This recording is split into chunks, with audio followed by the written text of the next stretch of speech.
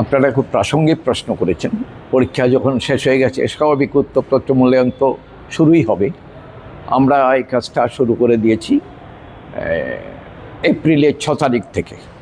6 April থেকে উত্তরপত্র মূল্যায়নের কাজ চলছে এবং আমাদের দ্বাদশের মূল্যায়ন চলছে আগরতলা শহরের 2টো স্কুলে, আর মাধ্যমিকের মূল্যায়ন চলছে 4টে স্কুলে। দ্বাদশের মূল্যায়ন হচ্ছে বর্দোয়ালি হায়ার সেকেন্ডারি স্কুল আর Netaji Subhash higher secondary school, আর মাধ্যমিকের মূল্যায়ন হচ্ছে 4টে স্কুলে। একটা হলো Bani Vidyapith higher secondary school girls HS school, Bijoy Kumar girls HS school, বজ্জং গার্লস হায়ার সেকেন্ডারি স্কুল আর কামিনী কুমার হায়ার সেকেন্ডারি, এই 4টে স্কুলে।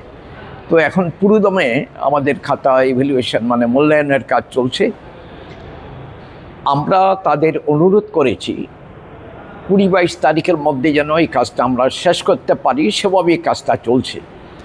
তো যথাসাধ্য আমরা চেষ্টা করছি বোর্ডের যারা আছি কাজটা যদি একটু আগে শেষ করতে পারি।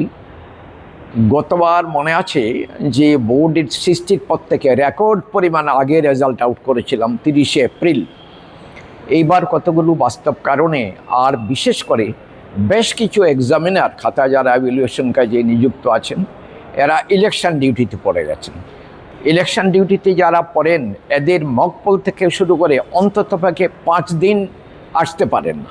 এতে আমাদের রেজাল্ট আউট একটু দেরি হতে পারে। তবে চেষ্টা করছি কোনো অবস্থায় মে মাসের ফার্স্ট উইকের চেয়ে দেরি যেন না হয়, ফার্স্ট উইকের মধ্যে যেন আউট হয়। চেষ্টা চলছে। সময়টা গতবার 30 এপ্রিল আউট হয়েছিল।